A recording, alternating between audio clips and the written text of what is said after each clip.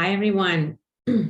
Welcome to the second to last day of our last week for the Winter Vegetable Sagra. I'm excited today to have with me several people from across the country to talk about sprouting brassicas. Just to give you a little background, this last week was kind of a mishmash of a lot of different crops that we have in our winter vegetable project that is funded by the Oregon Department of Agriculture. It is a Specialty Crops Block Program grant. Purple sprouting broccoli is one of those vegetables. And we were going to have an entire week that was dedicated to that, but we had a lot of serious cold weather and lost a lot of the purple sprouted broccoli. So we have incorporated into this week, which is a lot of different vegetables. Tomorrow, our final one will be celeriac, our final presentation. But today, when I started thinking about purple sprouted broccoli, I started thinking, that is this wonderful, beautiful thing. At least here in the Pacific Northwest, we see this awesome, beautiful purple sprouted broccoli that happens at this window, that people are usually eating, and that at the beginning of, in like February and March, typically when we don't have super cold weather. But we also have a lot of these brassicas that are called, we call them robs, and usually I think that farmers typically spell that R-A-A-B. And these are brassicas that overwinter that start to produce their flowers. And so before they open up to flowers, the shoots, the little buds that come out, that is sold as rob. So I used to work at a farmer's market in Portland, and we would have that. And then some people would call it rob, some people would call it rabe, some people would call it rapini.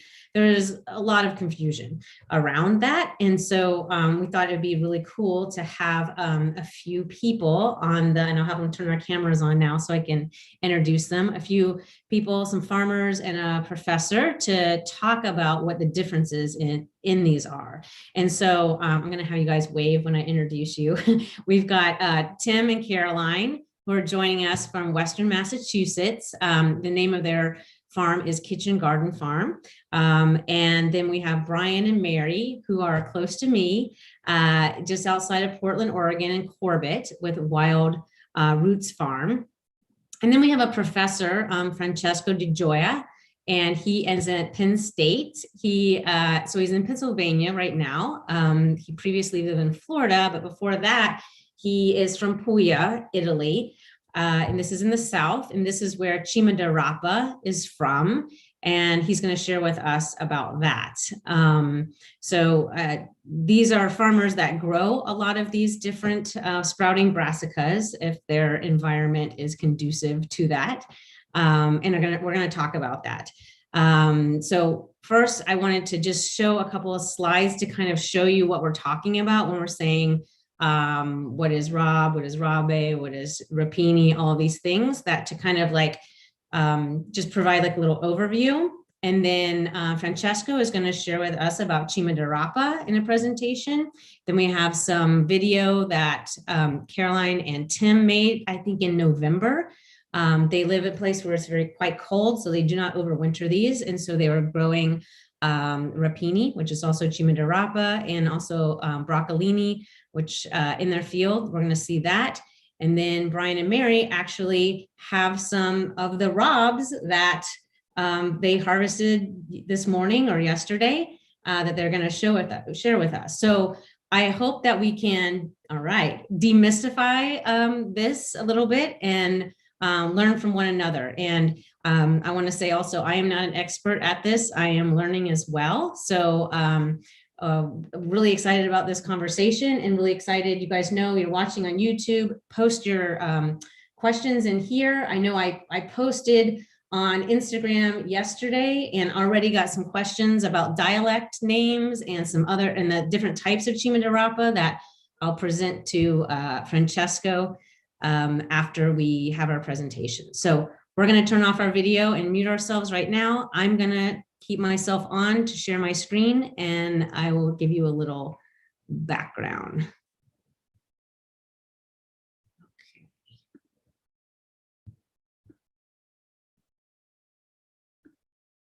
Okay, so if you guys were tuning in during the Brassica week, you might remember some of this.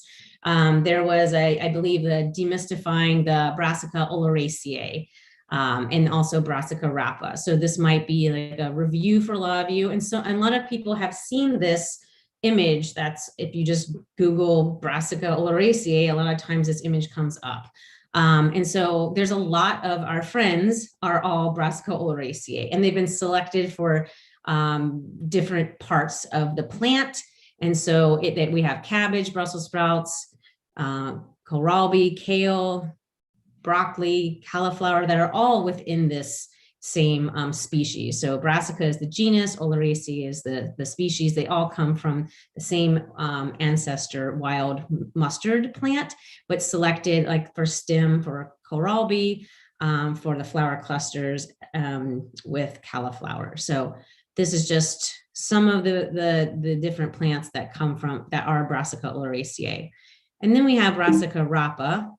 Sorry, I'm trying to go to the next one, which are other brassicas. They're all brassicas, right? But this is a different species. And so this one has choy yum, it has bok choy, it has Napa cabbage, and it also has turnips in this species. So two different species here with different vegetables in each. So then this is some of the things that we're talking about today, where these are all sprouting brassicas. They're brassicas that are going to flower, that are then going to produce seed, right? So when they put up these shoots, this is the time that we eat them at and enjoy them. So we have purple sprouted broccoli, which I think a lot of people are familiar with and don't have any confusion around. But then we have these other things that are, like I said, the rob that we call them typically out here in the Pacific Northwest. And there's a cabbage here on the second to left, and then there's a kale. And Brian and Mary are going to show us some more, but this could be Brussels sprouts. It could be arugula. It could be a lot of different brassicas that have been grown for leaf production and sold like that, but left in the field. And as they overwinter, when they start to grow after the winter time and they start to produce their shoots that are going to turn into the flowers and then the seed, we can enjoy them at that point as well. They're really fantastic, stir-fried, and quite tasty, and they have a nice texture to them. And then on the far right-hand side, we have, this is all the same, rapini, broccoli rabe, some people say broccoli rob, and Chimadirapa. So this is actually a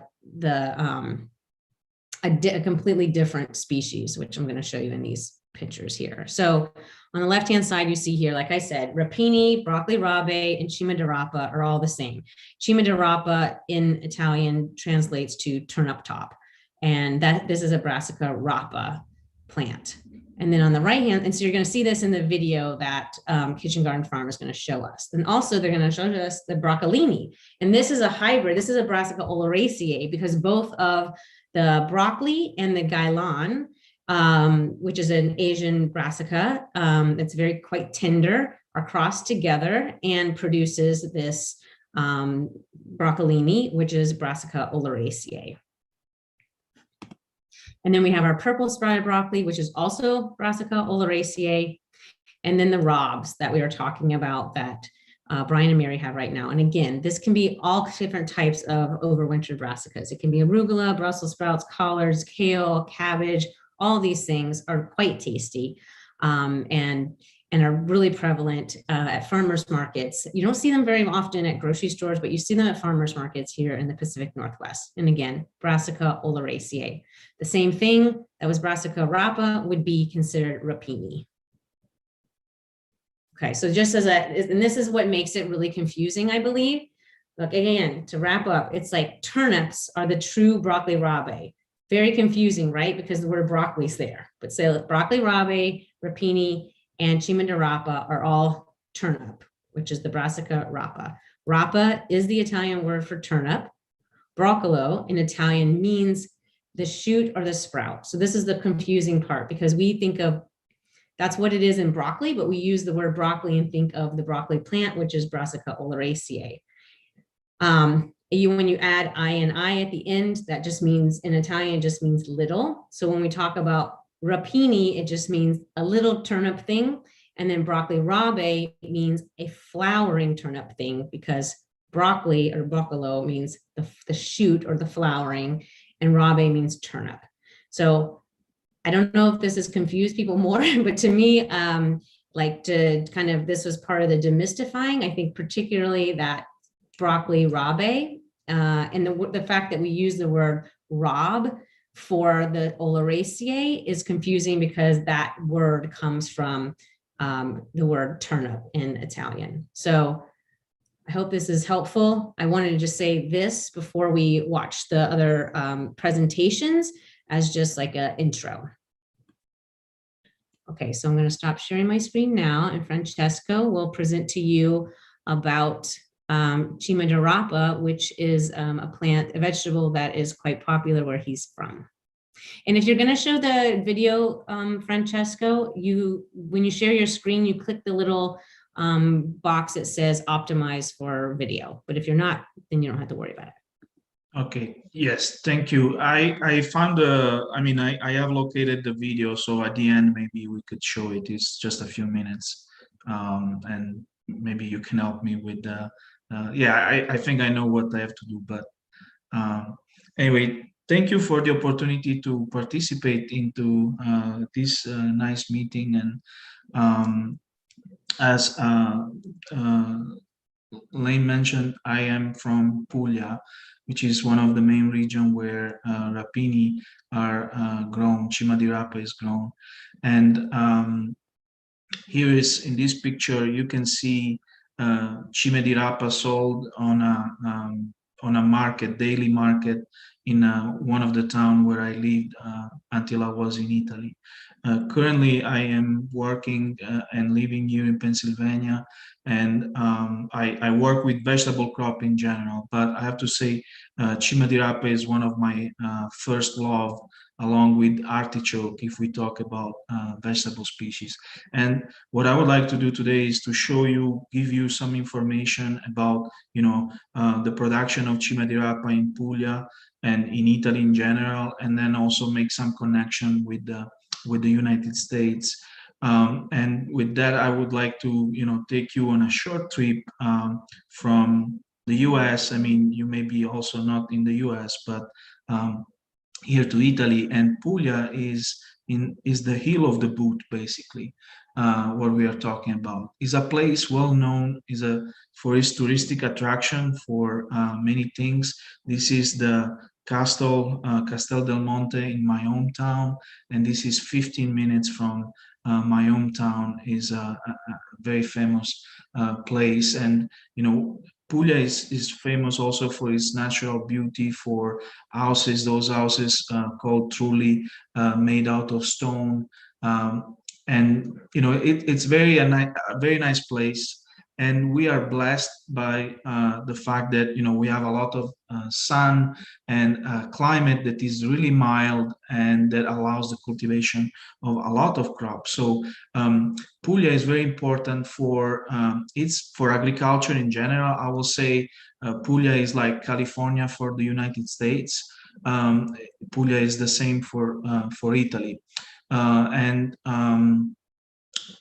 the main crop that we are famous for our production of olive oil, extra virgin olive oil, but also for table olives.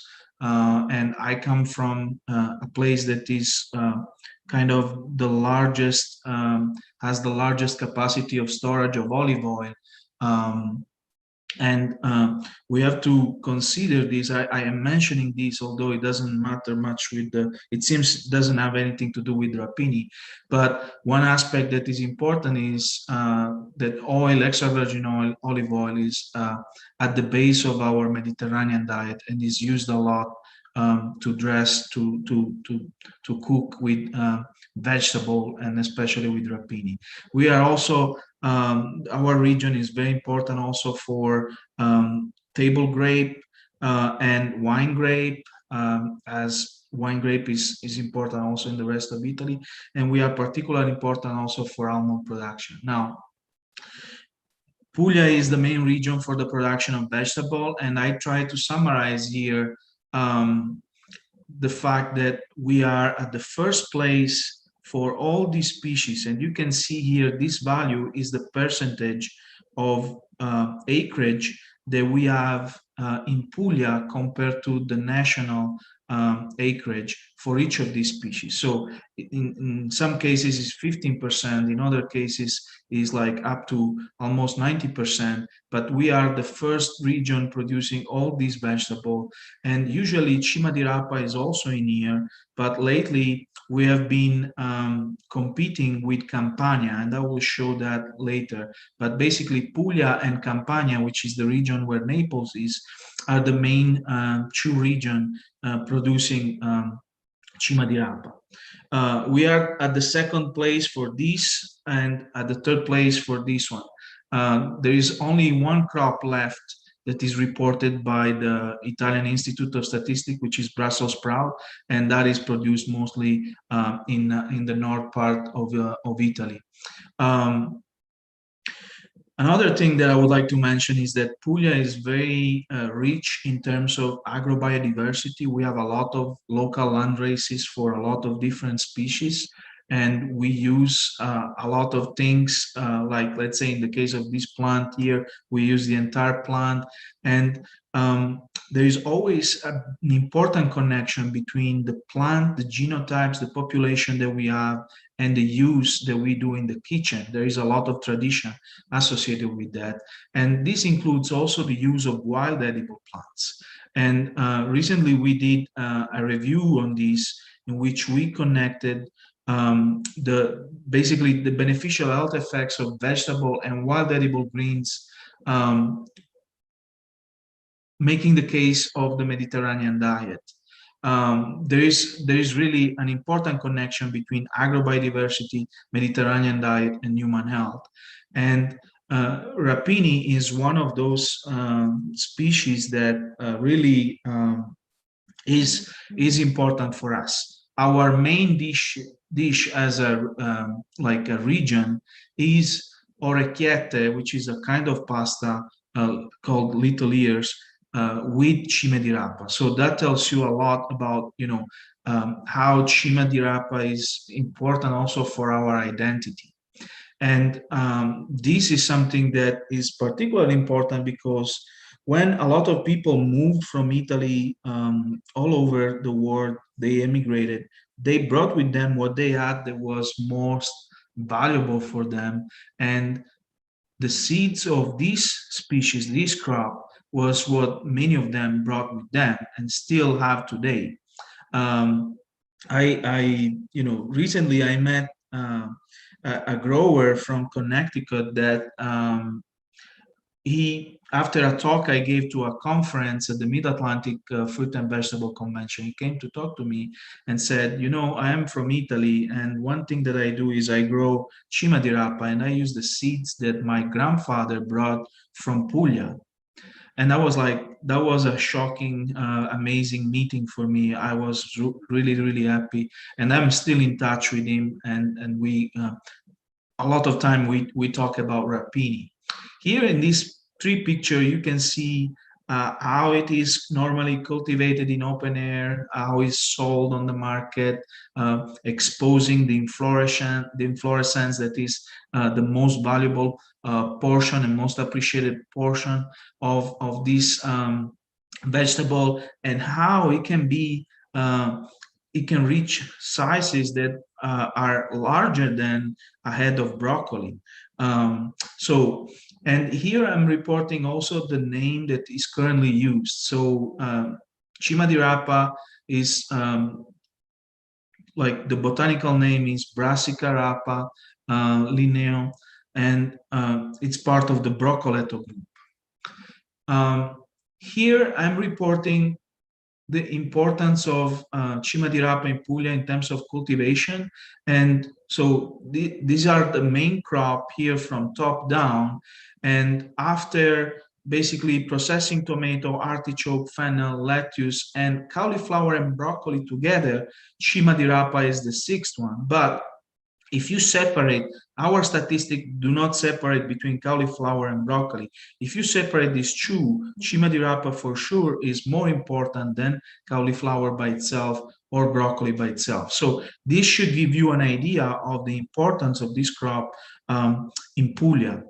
And here is the same classification, and these are all hectares, acreage in hectare, and this is how Chimadirapa is placed at national level. Still is among the top 10 species grown in Italy.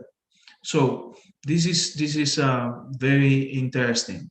Here I collected I had some historical data, and I follow up on the data up to 2019, what is available. And here you can see the production, the area, the cultivated area with Chimadirapa since 1965, 65 up to 2006 here.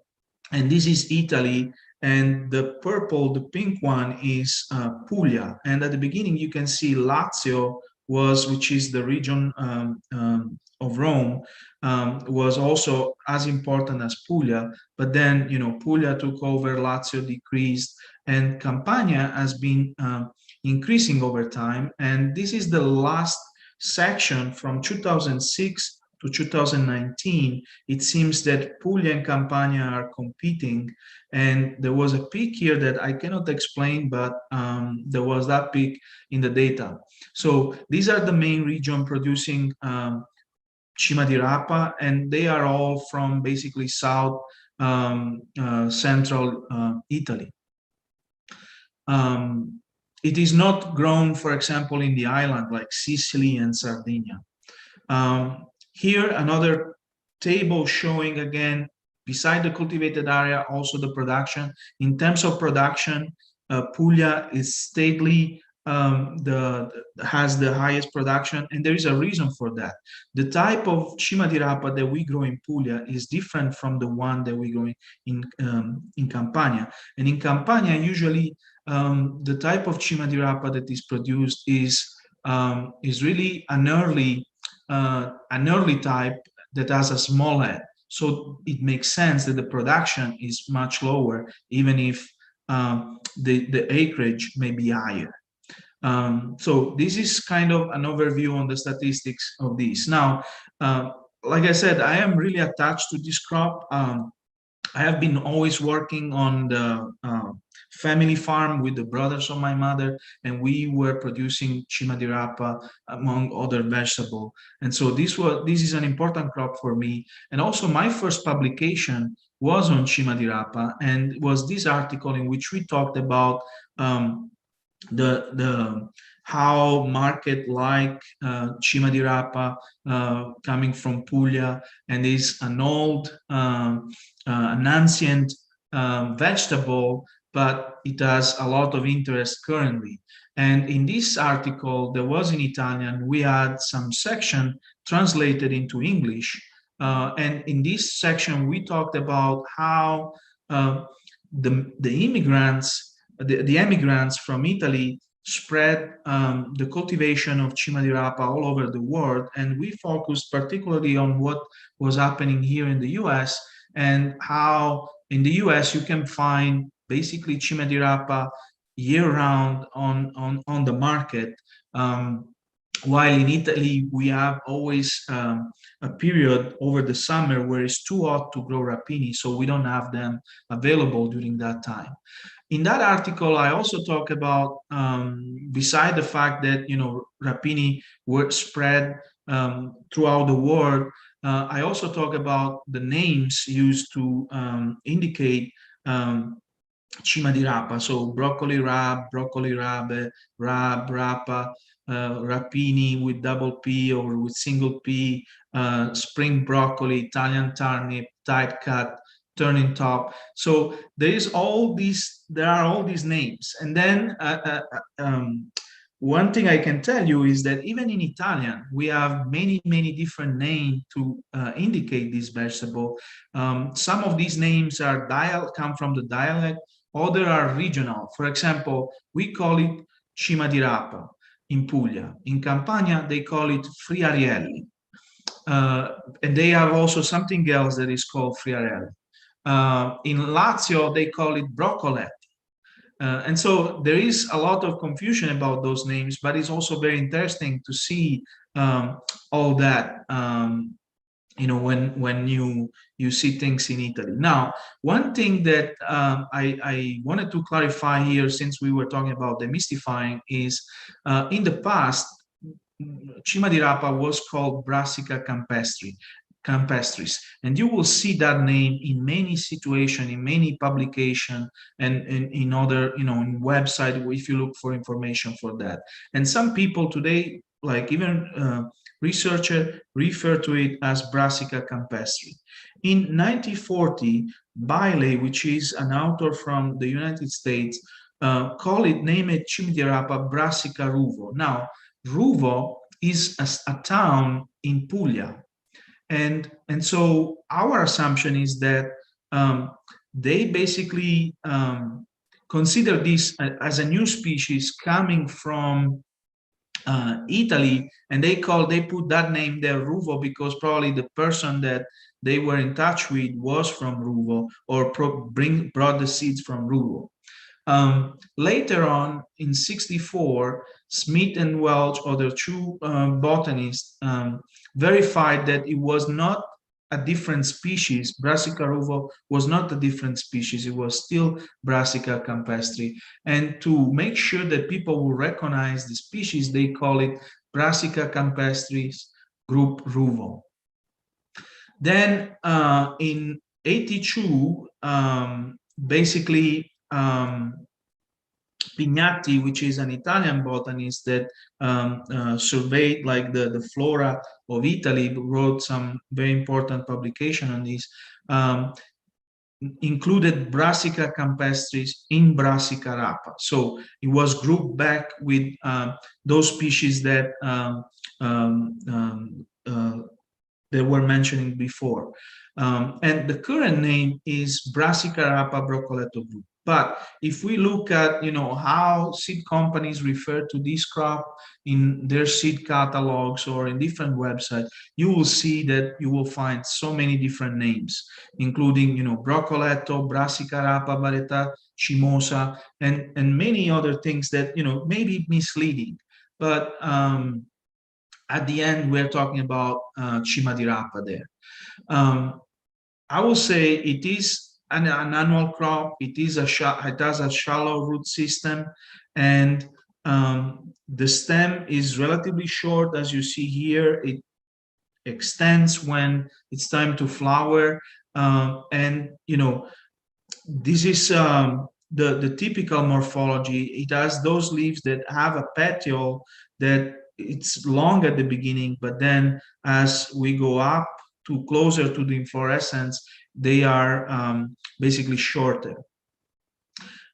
Here is another view of the leaves, typically of Chimadirapa. So this is just, for the purpose of recognizing the plant. And this is how a plant looks like once it's fully flowered. And usually what we do is to harvest the main inflorescence. But as for broccoli, if you harvest the main inflorescence and still leave the plant on the growing, you can harvest also secondary inflorescence. Those usually are less appreciated from, at market level, but still are good to eat. One thing is interesting about Chimadirapa in Puglia is really the agrobiodiversity, diversity of varieties that we have. And we don't call them varieties because this is an open pollinated crop. And so we talk about populations or land races, local land races. And in 2003, two colleagues, and one of them was my professor of vegetable crop science, and Professor Bianco, is now retired. He was really passionate about vegetable, and he did a lot of work in this direction. But this is a collection of different local land races from Puglia. And this is, I believe, is almost like it could be like over 100 local land races. And here the names, you can see quarantina, sessantina, novantina, centoventina. These names basically are numbers that indicate how long the crop cycle will be from sowing to appearance of the inflorescence. And then other names are associated, for example, Natalina, Natale is Christmas. So this tells you that that variety is harvested around Christmas if you plant it, with the usual calendar that they do. Then they do the December, Gennaio, Febbraio, Aprile. Those are all months. Marzaiola will be harvested in March, Di Febbraio in February. And so you can see all these names here. And then there is the location. Mola, Putignano, Bisceglie. These are all Carovigno, Ostuni, Fasano. These are all names of different cities, Alberobello, and all in Puglia. And then you have also an indication here, for example, this is Novantina, Cima Grande, which means big head, big inflorescence. Selection Fasanese, which is from Fasano. And then it says Precoce, which means early, or Tardiva, which means late. And it's all like this. So you go from here and you understand, what that variety looks like, probably. And so it's really, really interesting. And from town to town, you will have growers that keep their seeds from, generation, and they are super proud of what they have. And, each one of them has the best variety ever. Here, I put in a little graph, for example, some of these names of population and their cycle in days. This is days from sowing to appearance of the main inflorescence. And so we have varieties that have a crop cycle that is as short as 40 days to varieties where the cycle is over 200 days. And that really affects the way we grow them. And the needs of the crop, everything is different, but also the edible portion of these. Now, most of the varieties are direct seeded, especially if they are early varieties, but the late varieties, because of the long cycle, they are rather transplanted. And so that's the main distinction there, but you can do both. If you transplant the early varieties, if the plant has some stress, it may go to flower too early and the harvest may not be that big. Here is a picture of a field at harvest time, more or less, the size that it reaches. And this is kind of a double row here. And is a typical way of growing rapini, and there is no mulch here, it's just on bare soil. It requires, a lot of good nutrition. A good soil is a crop that requires help. And, talking again about early and late varieties, what makes the difference also, early variety will produce only smaller heads. And in this case, the edible portion will be constituted by this small inflorescence plus the tender leaves. So we clean up, the older leaves because those will be too harsh to eat. But, we mix basically leaves and inflorescence at the beginning. And those usually are harvested in September, October, late August. Then as we go, we have varieties that have larger and larger inflorescence. And you can have something like this or even larger. And so the weight of the inflorescence may range from a few grams to up to 400, 500 grams and even more, depending on the population. The yield on hectare basis, we're talking about 10 to 30 tons per hectare. And here is just few more picture of different selections. Like this is, for example, the selection Fasanese. In this case, the leaves are not used. You use just the head, and that's the most valuable portion there. So this is the way many times you will see Chimadirapa sold on the market, like in these large benches here, uh, group. And there's a way people do that in different location is different. And sometimes you will see them displayed in this way when they have really high value. The market price is high, and it makes sense for the grower to prepare them and display the inflorescence. But this is very nice to see when you go to the market. Now, one thing I want to mention is from a nutritional value standpoint, um, Chimadirapa is not well characterized yet, but we know that is very important for providing minerals, essential minerals, is very important for the phenolic compounds, and also as other brassica for the glucosinolate contents. So polyphenolic compounds and glucosinolates are antioxidant par excellence, and glucosinolates are precursor of compounds that are have been demonstrated to be anti-cancer par excellence. And so this is like a table that I took from a study that was conducted in 2007. There is more study. I just wanted to mention these, but the fact that Chimadirapa has glucosinolates is really something interesting and important to communicate when we talk with consumers. And for growers that are looking at this aspect, there is also the opportunity to improve, enhance the content of glucosinolates and phenolic compounds um, through increasing the level of sulfur, paying attention to the sulfur fertilization. And the reason for that is because glucosinolates are compounds that contain sulfur. Um, Here I'm mentioning a little bit about uses. And now, like I said, this is Chimadirapa is a very important vegetable for Puglia. Is the main crop beside artichoke, I will say, that characterize our region. And of course, we have a lot of vegetable, but this is really important. This is here a picture of an event that they did in 2016. And before I moved to the US, I was working with this town, with people from the administration of this particular town, because they were trying to get kind of a recognition of the quality of their Chimadirapa. And the video that I would like to show later of the harvest comes from that particular place. This is Minervino, which is basically 20 minutes drive from my hometown, maybe even less than 20 minutes.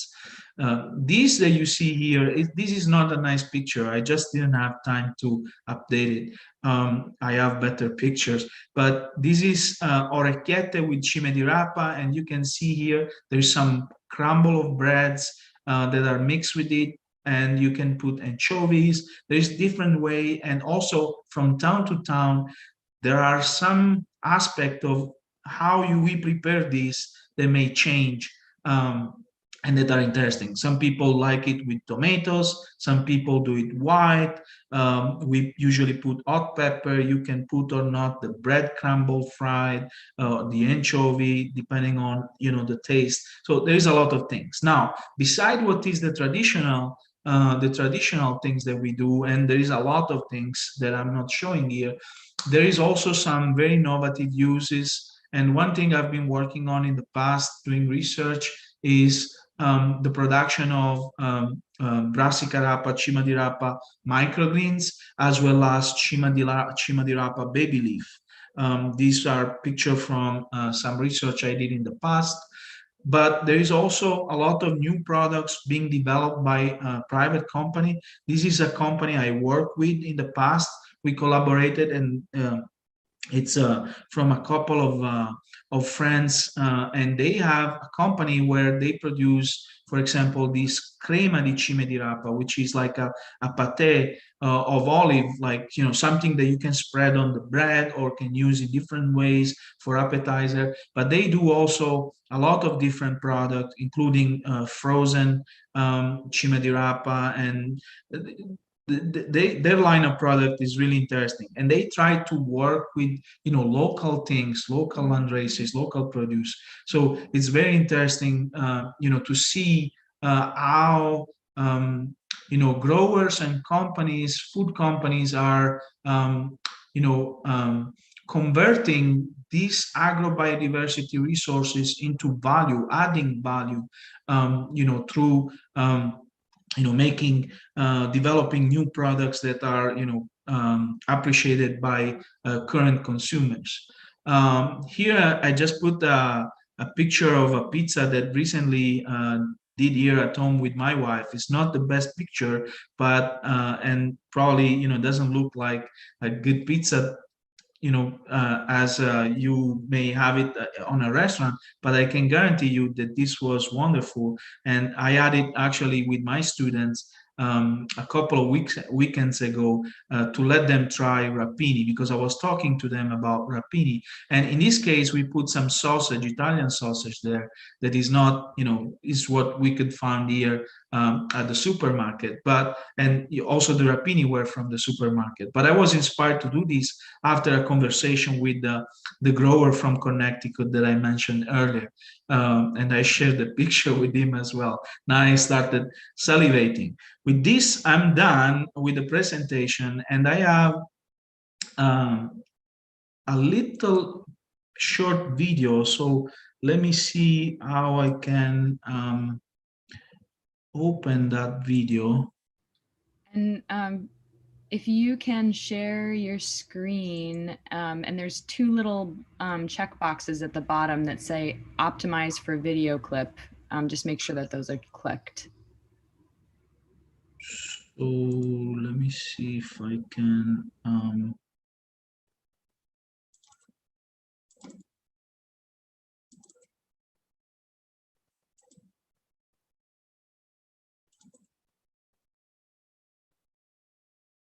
No.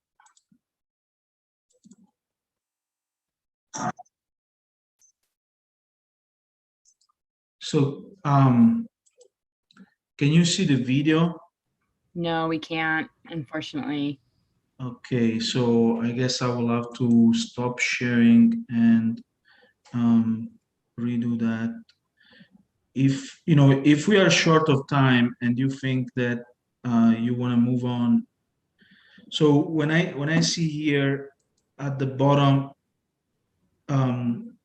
it says video setting. Is that When you share screen and then you want to choose, I think you have to have the video open first, and then you can share screen and choose the video. okay? So let's see how I can. So I have the video open here. Great. And Thanks everybody then, for bearing with us. And then if you share screen and choose the video, and make sure you click the two boxes on the bottom left that make the video optimized when you share.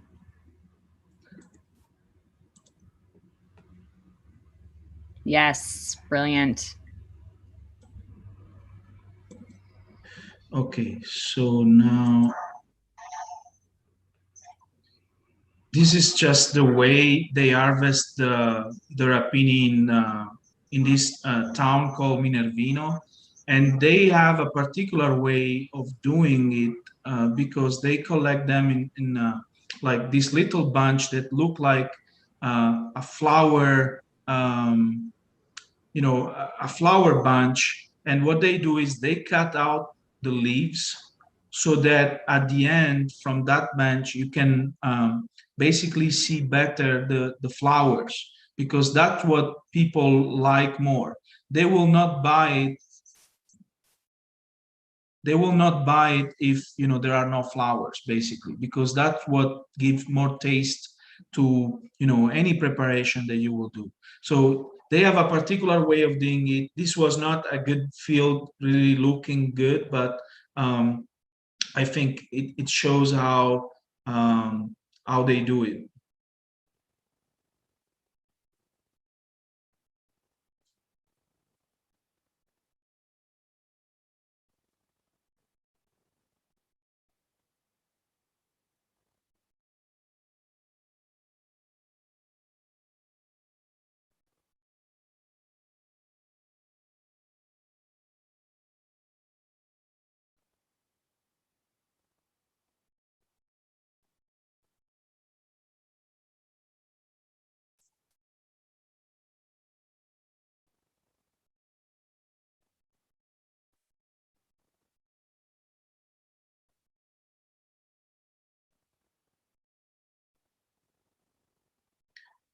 So this is a little bouquet of rapini.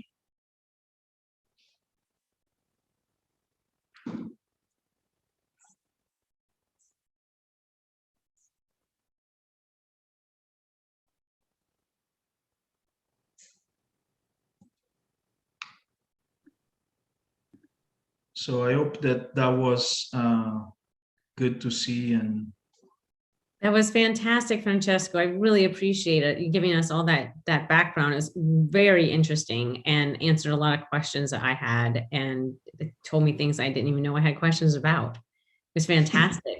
and I mean, I yeah, want no, to. I just want to say that this was, I tried to keep it brief. I could, provide you more, but Well, yes, another time I would like to do that for sure. I do want to go on to the next video and then come back and ask all questions because I think that people will have questions for you too. And but I want to go ahead and say that this is a video, like I mentioned at the beginning, that was made by Caroline and Tim in November. And this is Chimadirapa and broccolini and maybe some other things I can't remember right now, but in their field, and they're going to give us a little tour of their farm.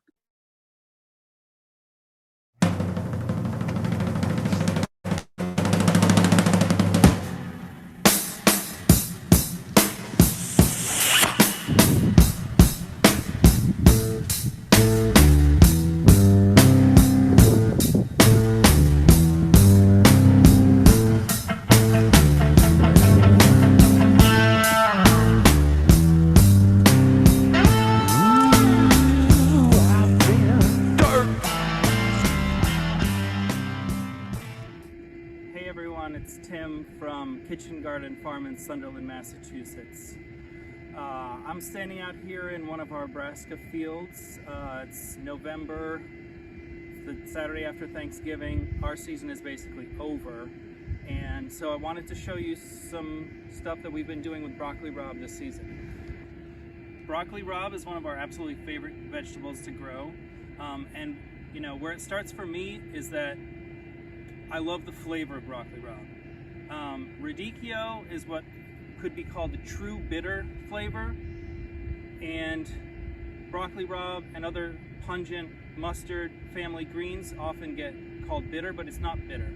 We like to call it the deep green flavor. So the deep green flavor has hints of turnip, hints of mustard. It's very intense, and you either love the flavor or you hate it.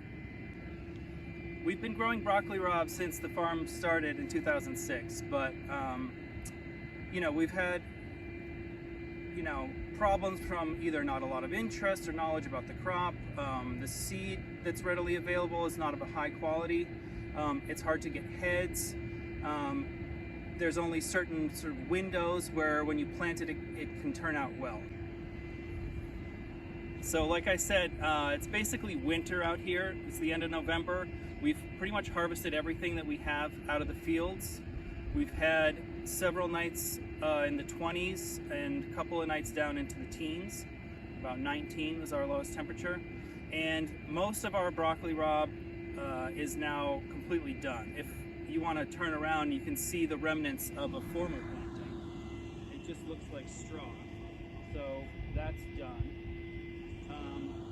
But I'm standing here in this row where we have a variety called Salento, which if you want to take a closer look here, this variety is different from the other broccoli rabe in that it makes a very large head, and it makes a head that's lower on the plant, so that when you get heavy frosts, the head part is not as susceptible to damage.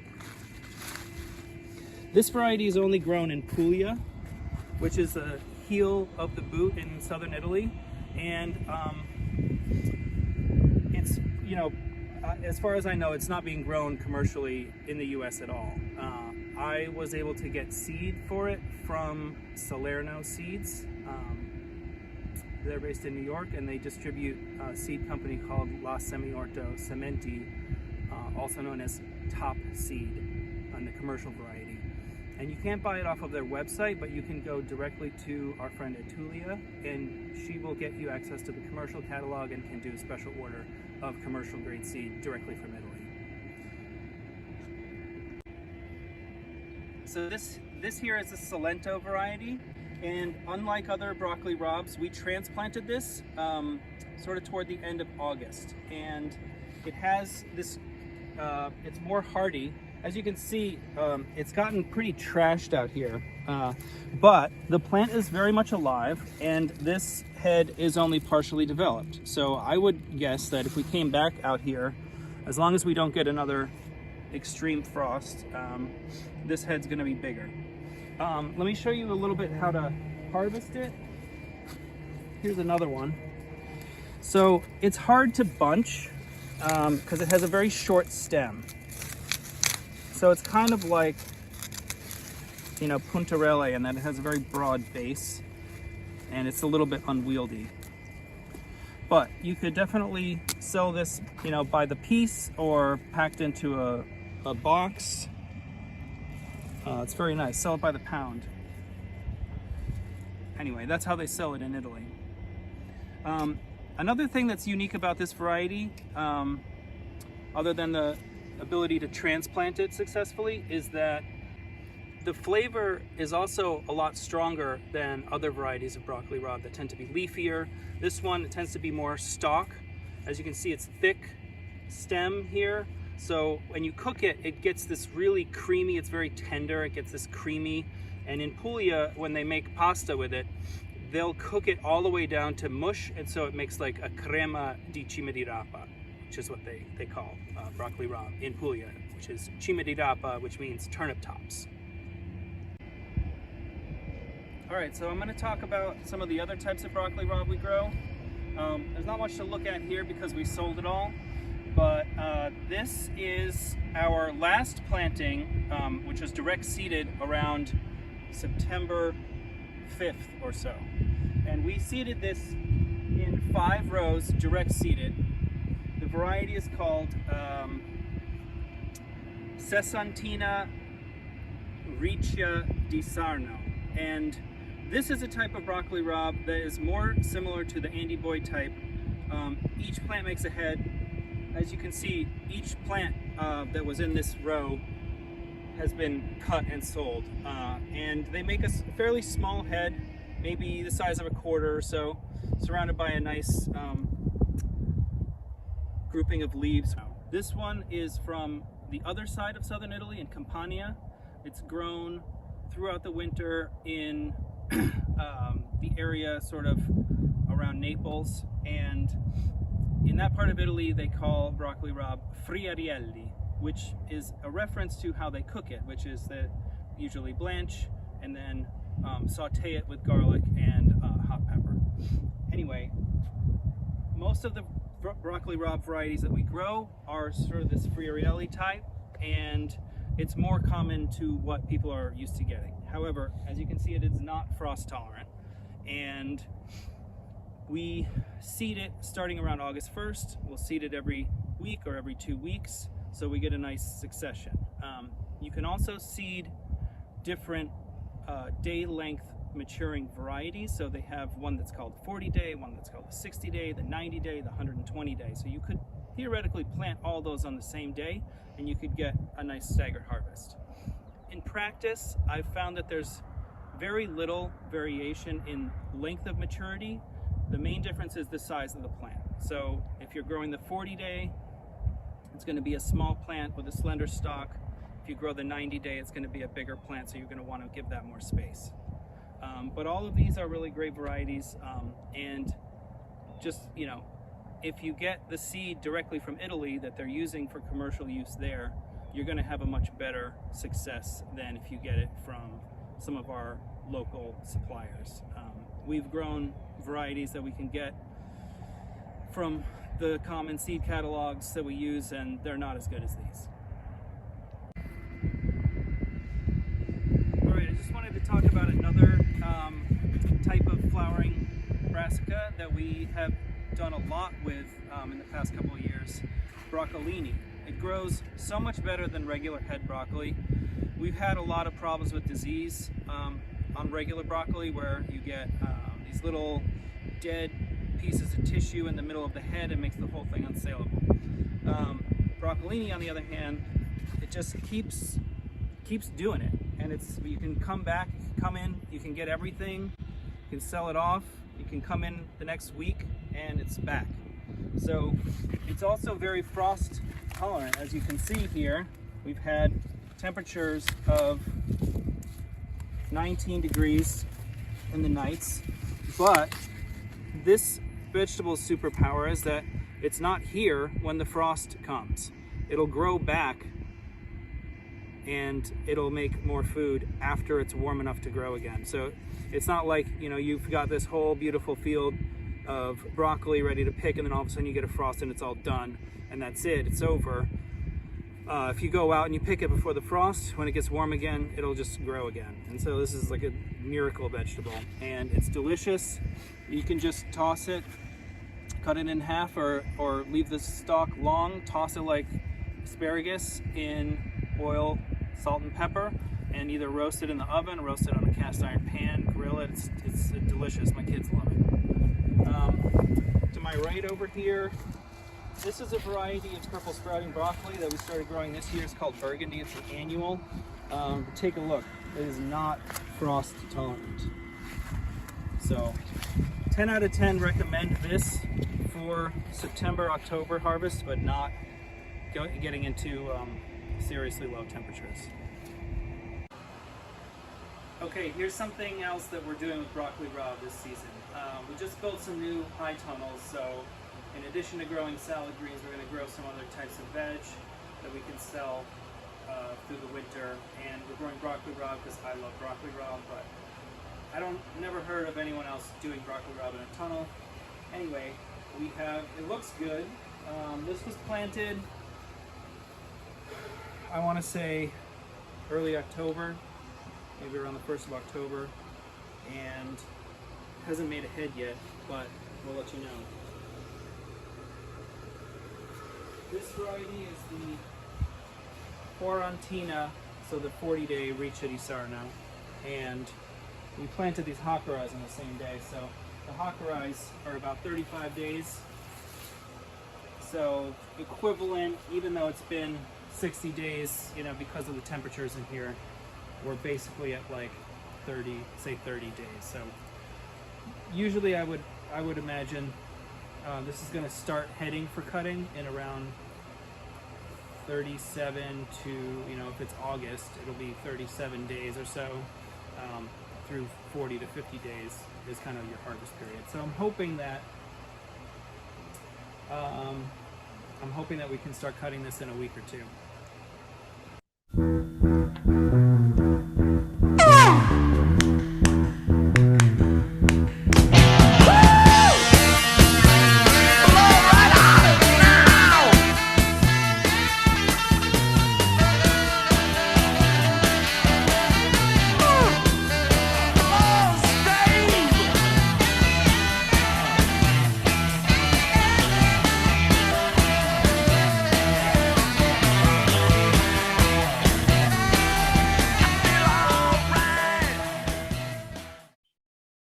That was fantastic.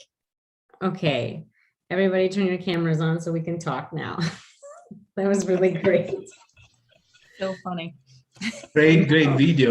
That is Beautiful. high praise coming from you, Francesco. Thank you. Yeah, I wanted to, since we've been talking about Chimadirapa, you know, broccoli rabe, rapini, let's continue talking about that, and then we'll have Brian and Mary show us about the sprouting brassica oleracea. But I wanted to give you guys a chance, Tim and Caroline and Francesco, to talk to one another. Possibly you might have I've written down some questions myself, but I mean, you guys might want to have like a conversation and have some questions that come up. So go ahead. Why don't you guys start if you have anything to cover first? I was just, if I can start, like, you know, watching Francesco's presentation, I was thinking to myself, like, I don't think that this information has really ever been shared in America. There's some really good stuff in that presentation. I don't know how many people care, but I care. And just seeing that list of all of those named varieties is just, it's a testament to the strength of the traditions in Puglia, and just the the value that's put on the growing your own food in your own town, and it's just very inspiring. Yeah, no, it is like that. And I think that now, more than in the past, people are more paying more attention to this. And as we doing research, disclose the fact that these have also a high nutritional value. And when you think about the Mediterranean diet and all the benefits that are claimed and things like that, we know that the Mediterranean diet is not something. There's not one way of doing it. It's like a lifestyle, and in that lifestyle, what is really important is that my father, my grandfather, they will grow this vegetable and keep the seeds of this vegetable in their backyard, in their garden, and they were super proud of that material, and that's what they will eat every day, this vegetable with extra virgin olive oil that they were producing. And so now that we are discovering how that has an impact on our health, there are people that are further developing a line of products, or give value to this type of vegetable, and making it like make a living out of it, basically. So there are people that are specializing on small farm, specializing on producing those local land races, and selling them to chef or to people that appreciate this type of product. And the taste is a big component when we talk about rapini. I mean, if you compare Chimadirapa with broccoli, it's two different planets. And the use that you do of it, I couldn't list here all the things that we do, but when we put it on top of the focaccia, on top of the pizza, we do panzerotti full with rapini. There is so much that you can do, and we use it in different type of pasta. It's really a lot. And but I see from the video what you're doing, and I'm really happy about that, because one of the things. So I come from Italy, and I moved to the US in 2000. The first time I was here in 2008, 2009. Then I moved in 2015 back here. And one of my goals is really to promote vegetable like this, because there is a market, especially in the northeast of the US, but all over, where there are big towns. And the fact that there is a market is that wherever I go in the US, wherever I've been, when you go to the supermarket, you will find rapini there. And so it means that there is a market. And what I think is that here you got only some varieties, a particular selection, not the whole variety that we have. And to bring that those population here and show how also the taste may change, the productivity may change, that will make really a big difference. And like I was saying before, even the guy, the grower from Connecticut, his name is Vini Malerba. He's super proud, and rapini is one of his best product that people seek from him. I mean, chef and consumers. So my hope is that, and I was talking about this with Lane, is to do some more research, applied research, to support the production of rapini here. The main challenge I have so far was the procurement of seeds. The fact that you have the contact with the Salerno seed, I mean, I know that the company, I wasn't aware that they were selling seed here. That may help us a lot. Yeah, we just really learned about them only like 2 years ago. But I think they found us on Instagram, but they've come out to the farm now to visit. And I mean, just speaking to your point that you were making about how to introduce more diverse strains of Chimadirapa in America, I think what we have here is like a bifurcated market. So supermarkets, they want to stock the same thing 365 days a year. And Andy Boy, the company that produces 100% of the Chimadirapa that's on the US market, has conformed to that expectation. They have production in Arizona in the winter and Salinas Valley, and they move up and down the West Coast, and they grow enough to supply every supermarket that stocks it. So on the other hand, we have people like My Farm and Wild Roots and people who are selling at farmers markets. And I think that you're going to have a lot of interest among these types of growers and their customers, chefs, other people who appreciate food in introducing some of these new varieties. It should be noted, though, that we started working with Baldor, which is a big distributor on the East Coast. And we sold a lot of different things to them this year, like first real year working a lot with them. And they are very interested in buying broccoli rabe from us specifically. It's one of the crops we're discussing, making sort of commitments about. So there's actually like a new opening, I feel like, for growing it at a certain scale, even. Well, so long as we can produce it to meet the expectations that it will have flowers in every, cluster in every bunch. And it should also obviously be noted that our climate is going to be very different from you guys on the Pacific Northwest, and the varieties that work for us may not be the same varieties. Well, your seeding dates are going to be pretty similar, but your harvest period is going to last a lot longer, hopefully. I wanted to ask you about that. Actually, I got some seed from Salerno as well. They found me on Instagram, and then somebody else said that they found them on Instagram, and they gave me a lot of different, maybe 5 different varieties. And I mean, I'm not a farmer. I grew them in my yard, but man, the harvest window is very small.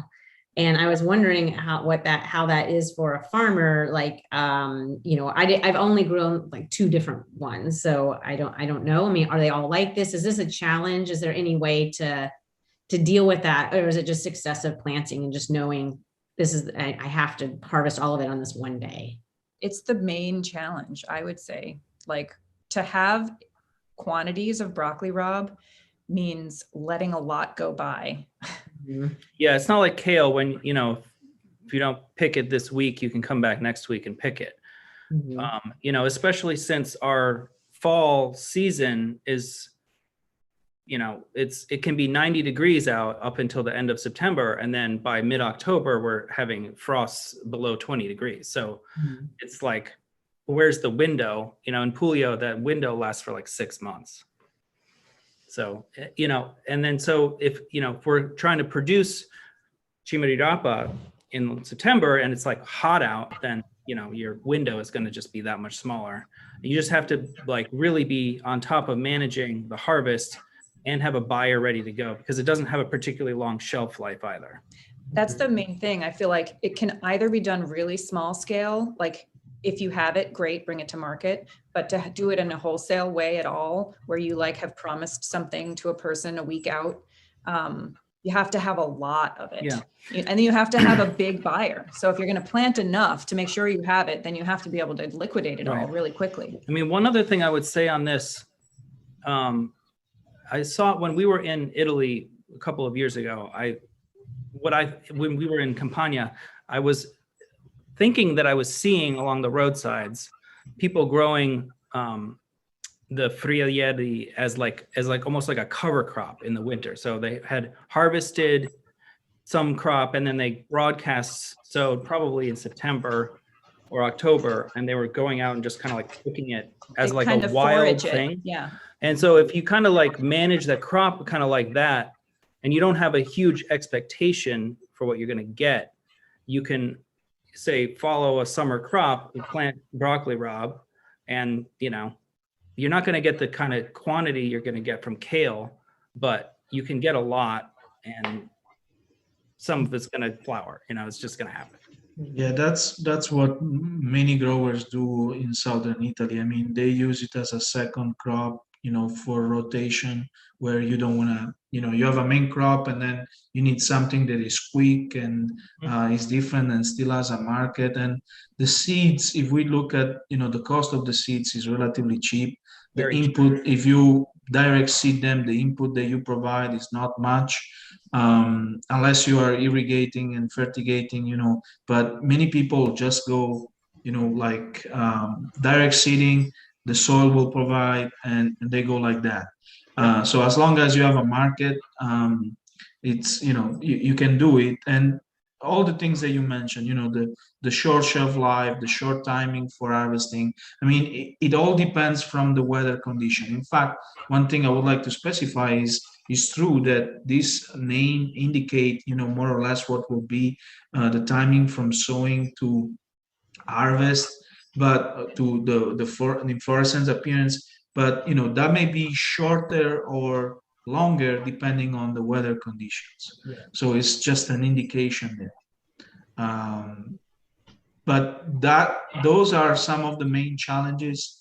And because there is not much breeding activity, or all seed companies have done so far, or growers have done so far, is just simple selection for particular traits, but not much in terms of improving the stability and things like that. One thing I didn't mention is just in my own town, there are like 6, 7 seed companies, all small family business, and they keep, all those population, and each one of them has different name, but none of them has, still invested money into an actual breeding program. At least this is what I know so far. So that is something that in the future will be important. It's quite surprising that you say that, because of the market value of the crop seems very high, considering there's never been any professional breeding, because it's the seed suppliers are like fairly small companies over there, right? Yeah, I'm surprised too, but I don't know. I have been talking many times to them, and it seems that some of them have partnership with larger seed companies, but they are not investing in a breeding program, because although it's cultivated in many countries around the world, is still considered, I guess, a niche product. So of those, that list of all the populations have there been any organized trials or breeding for looking at that, like a wider harvest window? There hasn't. I mean, what those names, those population, what they differ in, and sometimes they may have a different name, but it's kind of a similar thing. The main thing there is really the difference, the crop cycle. And when you go with the later variety that have a longer crop cycle, usually you can plan more on the harvest. But we are talking about an higher investment there, where you need to fertilize that crop, you need to irrigate it and manage properly. Still, when it gets to March, April, May, depending on the variety that you're growing, when you have all of a sudden a day that is a week that is let's say is warm, that will accelerate the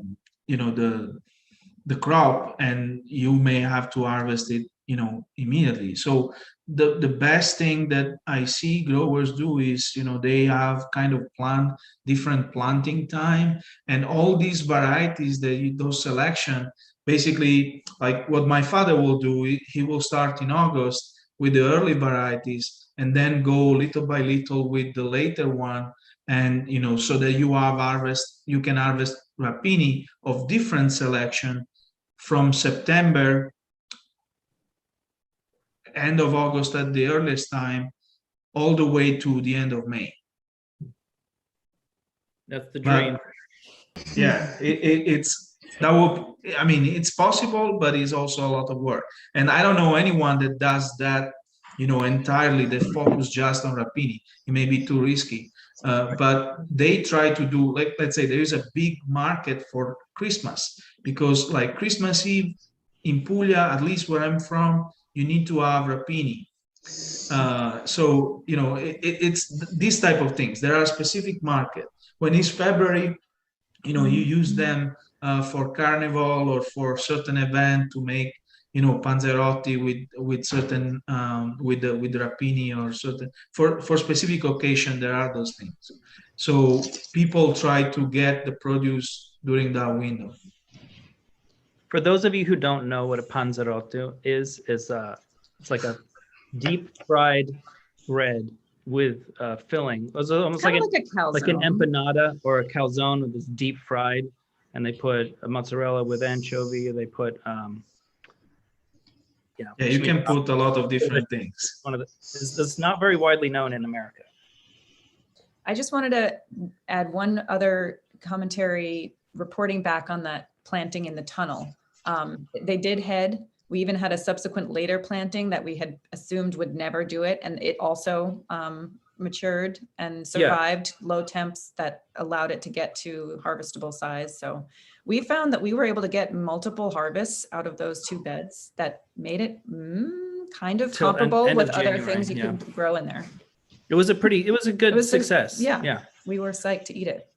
And just with the row cover, right? Just with row cover in a tunnel, Unheated. and temperatures outside down to like 0. So Was the row cover for more heat or flea beetle or just something? not in the winter. It's just to provide another layer of insulation against cold. Yeah, there's no flea beetles. I didn't think so. They're not either. Yeah. Great.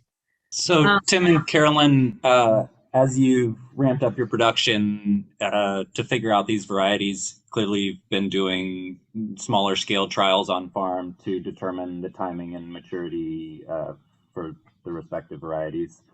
Was the, say, rep from Salerno any help in guiding you towards targets for those? I mean, based on, obviously they know the days to maturity, but in terms of an individual farm's, local weather and climate, that's the piece of the puzzle for figuring out the harvest dates for a lot of these, right?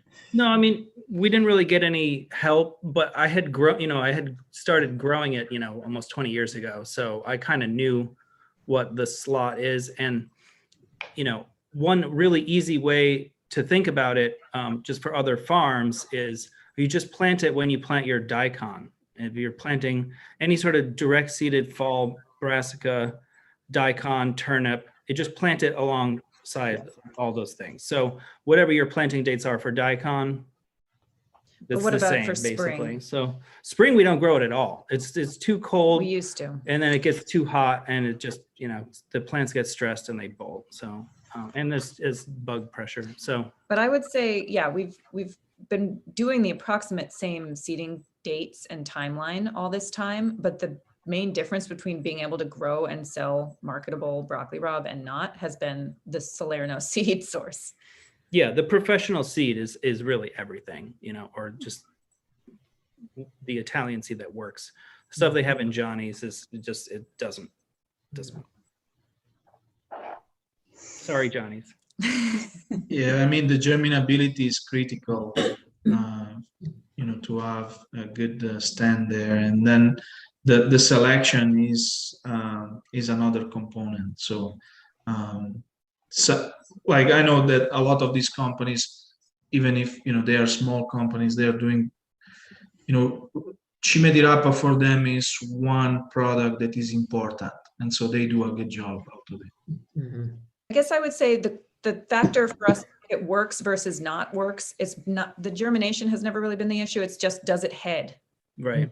And The Italian ones do. Yeah. In our experience. And I find that like the shorter maturity, the quicker maturing varieties are really the most reliable for us. They're better for us, and you can plant them, every week, so that if 1 week it ruins the crop, the weather, then you have another one. It's a small gap. Ready to go. Like as short as 40 days, or like anything under 100, or I usually just plant the 40 and the 60. and I plant both of them and then every week. Okay. But it was really cool doing the Pugliese variety, because that we're mostly doing transplanting of all of our leafy greens on our farm, and it's just it didn't really bolt too badly. And that one was, you know, more cold tolerant, as you saw in the video, and that one was very exciting. I think it's going to be a little bit of a challenge to like train our crew how to cut it, and also like to train the customers to recognize it as something they want. Yeah, Yeah, it's definitely a harder sell. yeah. I worked since I was little, young enough to work with my uncles, and my job was to harvest these rapini and pack them in those boxes. And we had specialized people to cut, and so that takes also some time there. Well, I was really happy to see you in the field with all the yellowing leaves, because, you know, so often the field doesn't look like much until you get real close, and you have to know what you're looking for and find it. And you have Yeah, to that, have a trained harvest team. like I said, that was kind of a late field, and it was not the best. I have seen much better field, but that's the way that shows how a field where there's no irrigation, you know, it's just seed and leaf, will look like, you know, if you don't have, you know, the optimal level of rain, and still with the processing that the guy did, you know, how he cleans it, at the end you have a nice outcome. Yeah. When I was working with my uncles, we will never harvest an inflorescence, you know, that is flowering or is about to flower. It will not make to the market. While in that case, you know, it's really local production. They have a particular market there, a way of preparing it that fix some of the issues, and you know, they have a good market. We're building our culinary traditions alongside our agricultural traditions to inform growers and customers, right? Yeah, for sure. Brian and Mary, do you want to show us what you've got for Yeah. brassica?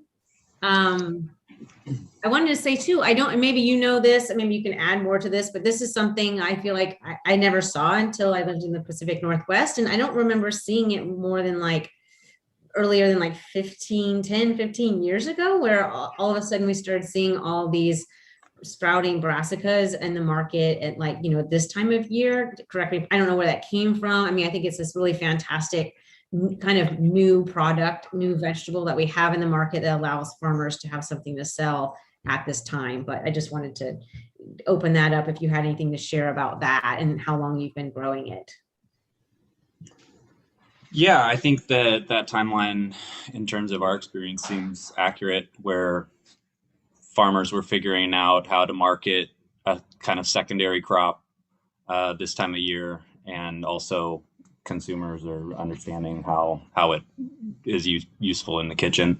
Yeah, and some of what we have here in terms of what's flowering right now is a secondary crop, where we're picking leaves off kale and, you know, heads of cabbages, and it's more of a bonus for us this time of year to serve ourselves and at home, and not so much a marketable scale or profitable product necessarily, but still something that is super useful and delicious. So yeah, we had about 6 different varieties here.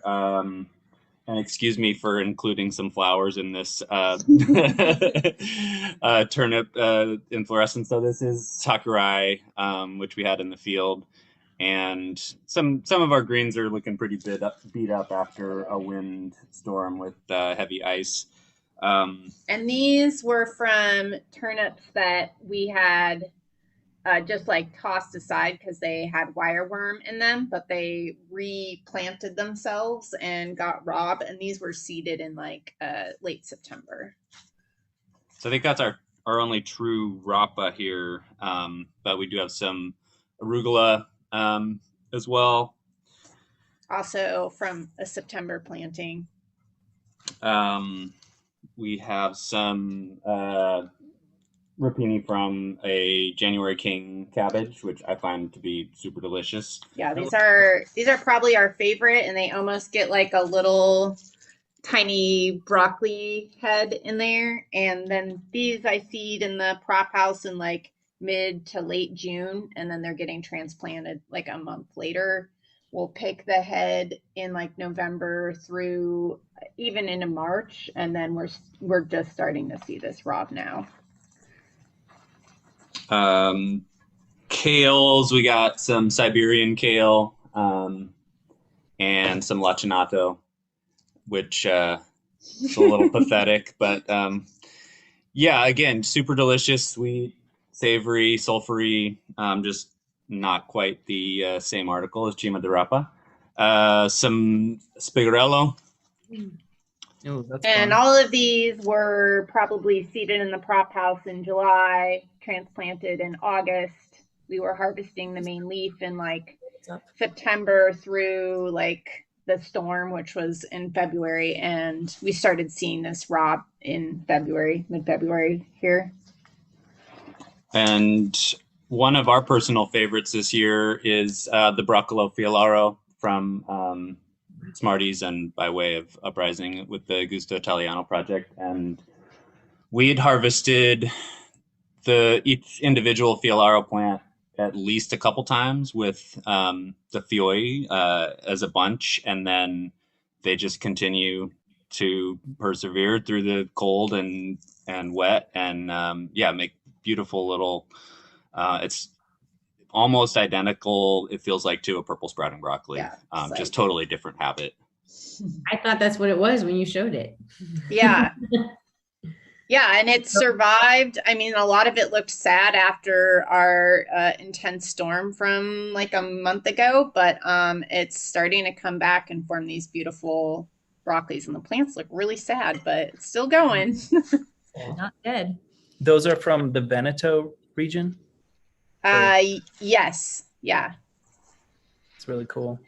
Yeah. Those are And all so nice bouquet, like flower bouquet. And you know, when I bring home like vegetables, like that's my gift to many times to my wife. And but I mean, those are really nice. Yeah, I didn't know that you had a name for those secondary production, but it's something that, like I said, we do a second harvest if the market value, if there is a market value for rapini, for broccoli. It's just, you know, they will be priced a lower level. But yeah, that's a great use of those plants. And if we get the Rob soon enough, we can throw it in our winter CSA, but we've also marketed it as like a Rob mix to our chefs. And it's just like whatever Rob we have in the field, and amazing, just like roasted with a little char on it. It's really popular here. I worked for a big farm at the farmer's market and would sell it. And it was very easy, I feel like, to get people excited about it because it's at this period of time when there's not a lot of greenery to buy, you know, and people hadn't yet picked up purple sprouted broccoli as well, or has been successful, but it was really easy to get people to be excited about it and take it home. And then they would always want, and I was interested in what you said, like which one's your favorite, because we would have all of them, right? They'd all be up there, and it would be sometimes hard to tell what was what. Like you just open up the tubs and you're like, okay, which one is this?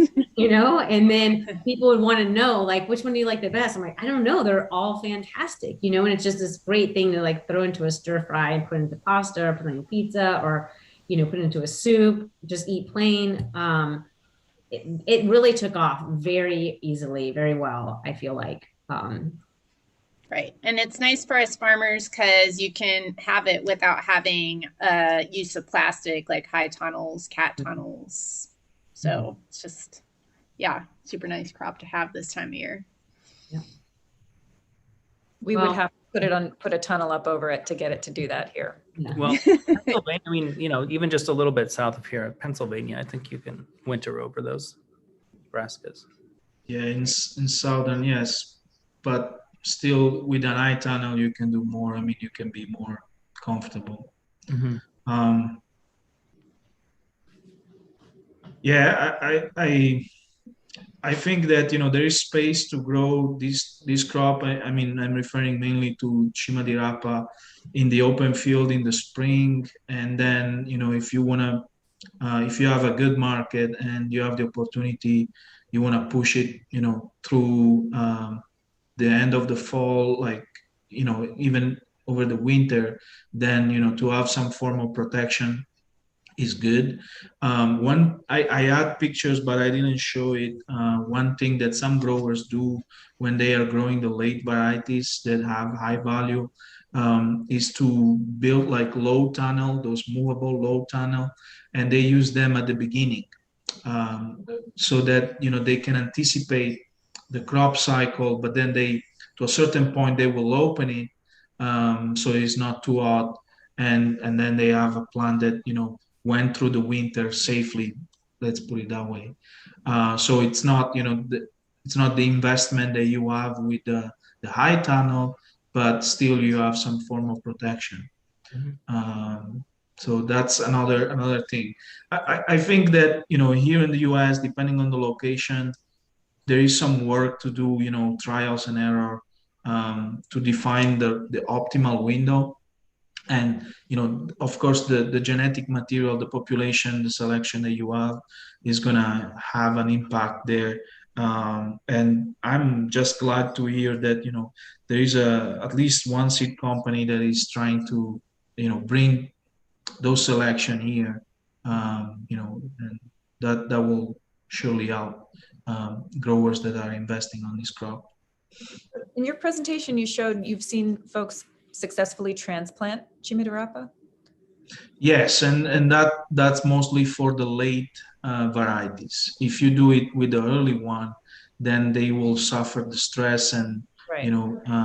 it won't be good, and it's not worth doing it. While I have seen people do that mainly for varieties that are harvested in late February, March, April. Because I was thinking the only way we could get a spring crop potentially would be if we could get it transplanted out and then to maturity before it gets too warm. But we would want to certainly do the shorter term, Yeah, right. and So it won't work. That's why we don't do it. yeah, and I will mention that Vinny Malerba, the grower from Connecticut that I'm in touch with, he does most of his rapini transplanted, and he does it. He has been doing it even in soilless system because he has a greenhouse, but in the open field he does it with transplanting, with transplants. Does he have a farm name? I have to check, but I think it's Malerba Farms. Yeah, I actually told him that there was this meeting happening, and I don't know if he had the time or not, but I will ask him if I can share his contact with you. And he's really proud of his seeds, and he has another friend, Gaetano, also that. So he has the seeds that his grandfather brought from Puglia, and the other guy has the seeds from Campania. And I mean, it's just they send me sometimes video of them harvesting or eating pizza with rapini on top. They will go to their local pizzeria and bring there a bunch of rapini and ask to do a pizza like that. So I am, I enjoyed just the fact that they share with me videos and information. And then, if there is some technical things, I mean, from distance is not easy. But like I said, my goal is to work on this crop, do some research to define, there's a lot of work to do in terms of the cropping cycle, the right density, and then also, ways of improving the nutritional value and I think is a crop that is considered a niche crop, is still neglected, but it has so much value that we should, try to disclose that value more and, create, a market opportunity for it. Yeah. And what you've been talking about, is a testament to the fact that people who love this vegetable, they really get passionate about loving this vegetable. And I was going to Yeah. say that I think the reason we kept growing it year after year is largely because of Tim's Italian professor at UMass, who would every year in the fall call us and want to show up at the farm to get some broccoli rabe. he's some from chima- Bari, so Yeah. Yeah. We just couldn't disappoint him. We had to deliver. He just lived for this. Yeah, and for us it's like that. Like here, I'm in State College in the middle of Pennsylvania. If someone had rapini better than what I can find at the store, from that you normally find, I will go and buy and pay no matter what, and I have my rapini every other week or every week on the pizza, or just the orecchiette. It's something that really we love. It is something that it's embedded in our traditions, in our diet, and custom in general. So like I said, I invited, for example, my student, and I wanted them to try this pizza with the rapini. They didn't know what rapini were. So it's for us is important. There's no other flavor like it. You can't scratch that itch with anything else. Yep. We also had it in Puglia, or was it in Campania, with the kruski, the dehydrated Basilica in sweet, Matera we were. with the sweet dried chilies crumpled on top, and it's just so good together. Pepperone kruski. Yeah, my wife is from Basilicata, so I know that well too. Yeah, I mean, for me too, like our farm actually specializes in hot chili pepper. So, this is a vegetable that you eat with chili pepper every time. Mhm. So it's, that's the one for me. So Yeah, it's a fantastic combination. Yeah, we've already decided we're having the sagra at your farm for Chimadirapa. Not Tim yet, though. It's happening. Okay, guys. So this is already happening. This is Team Chimadirapa, and we'll be in touch about what's happening next. okay. It's gonna happen. Okay. I will make sure I will be there. Oh yes, you are going to be there. You were the keynote speaker. This has been really fantastic, guys. We could go on forever, I feel like, but we should probably wrap up. And this is recorded, Francesco, just to let you know, so you can send it to Vinny. I will send you the link. This will not be the last time we get together to talk about Chimadirapa. Everyone watching will have more content for you. Thank you so much for all your work in putting together these presentations and for growing this fantastic crop. Really appreciate it. Thank you, Lane. Yeah, thanks, guys. Yeah, Thank you for the opportunity. of course. Meet you. Tomorrow is our very last day of the Winter Vegetable Sagra, where we're going to dive deep into celeriac. So please join us.